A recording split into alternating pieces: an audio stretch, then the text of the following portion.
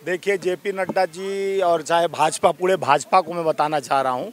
जो राष्ट्र विरोधी बोल रहे हैं खुद राष्ट्रद्रोही हैं। जहाँ आरएसएस के कैंप में 52 साल तक तिरंगा नहीं फहराया गया, जो देश के लिए नाखून नहीं कटा है, और देश के नेता जो राहुल गांधी जी हैं, जो भारत जोड़ो यात्रा से लेकर आज तक जिसके पीछे हमारे देखे होंगे इंदिरा जी जो इसी देश के लिए शहादत दिए, राजीव गांधी जी इसी देश के लिए शहादत दिए, चाहे नेहरू जी से लेकर सब देश के लिए लड़े हैं। और जो देश के लिए नाखून नहीं कटाने वाली पार्टी आरएसएस की मानसिकता वाली, जो कभी देश के स्वतंत्रता संग्राम सेनानियों का सम्मान नहीं किया, वो आज देश की बात करता है, राष्ट्रवाद की बात करता है। पहले प्रधानमंत्री जी को देश के उस संसद भवन में आके माफ़ी मांगना चाहिए, जो देश के लिए आप जाके विदेशों के धरती पर जिस तरह से अपमानजनक बात कहे कि इस देश में पैदा होने पर शर्म आता है, तो देश के प्रधानमंत्री पद पर आपको बैठे गरिमा का भी ख्याल नहीं रखे और जाके कहते मैं 70 साल का सफाई कर रहा हूँ। तो ऐसे ऐसे बात चीन में जाकर बोले, कई जगह बोले देश के प्रधानमंत्री,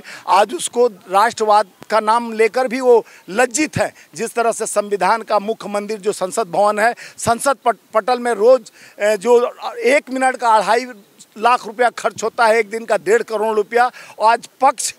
अब सरकार में रहकर संसद भवन 1 हफ्ते से नहीं चलाया जाता है। राहुल गांधी जी ने आईना दिखाया, पूरा मंत्रिमंडल और भाजपा के राष्ट्रीय अध्यक्ष समय सारे लोग राहुल जी के घेरने के लिए, समझे कितना कमज़ोर महसूस कर रहे हैं भारतीय जनता पार्टी के लोग कि एक शेर, हमारा बब्बर शेर राहुल गांधी जी दहाड़ते हैं तो सारे लोग जैसे गीदड़ पूरे मार्केट में आ जाते हैं, शहर के तरफ भागते हैं, उस तरह हमारे भाजपा के गिदड़ भपकी से राहुल गांधी जी डरने वाले नहीं हैं, न माफ़ी मांगने वाले हैं। माफ़ी तो प्रधानमंत्री को देश से मांगना चाहिए। 2 करोड़ नौकरी 15 लाख खाते का जुमला देकर जिस तरह से देश को ठगने, बढ़ती हुई महंगाई, 11,500 रुपये का सिलेंडर और पेट्रोल डीजल से लेके सारे सामग्री, खाने और दवाई तक महंगाई, और देश में लोकतांत्रिक व्यवस्था को जिस तरह से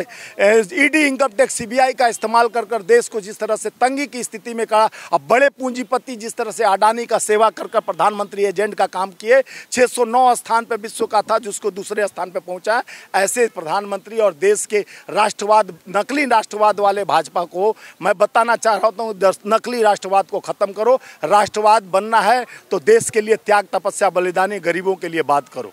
सबसे पहले आपके चैनल को मेरा धन्यवाद, आपका स्वागत है। मैं अबू हसन, झारखंड प्रदेश कांग्रेस का प्रदेश उपाध्यक्ष हूँ। आज जिस तरीके की माहौल है और हमारे आदरणीय जनाब मल्लिकार्जुन खड़गे जी राष्ट्रीय अध्यक्ष हैं, आज उनके नेतृत्व में पूरे देश में जिस तरीके से माहौल बना है, हमारे कर्मवीर माननीय श्री राहुल गांधी जी के नेतृत्व में भारत जोड़ का यात्रा जो पूरा हुआ, आज पूरा हिंदुस्तान उनकी यात्रा पर पूरा इस्तकबाल हुआ है। आज जिस तरीके से आए दिन जनतंत्र पर हमले हो रहे हैं, आज हमारा देश अनेक तरीके की मुसीबतों का सामना करना पड़ रहा है। दिनों दिन न केवल जनतंत्र पर हमले तेज हुए, बल्कि हमारे अधिकारों से भी हमें वंचित किया जा रहा है। भ्रष्टाचार, विरोध और विकास के नाम पर जारी लूट से पूरा देश लहूलुहान है। सदियों की भाईचारा, सांप्रदायिक उन्माद का जहर फैलाकर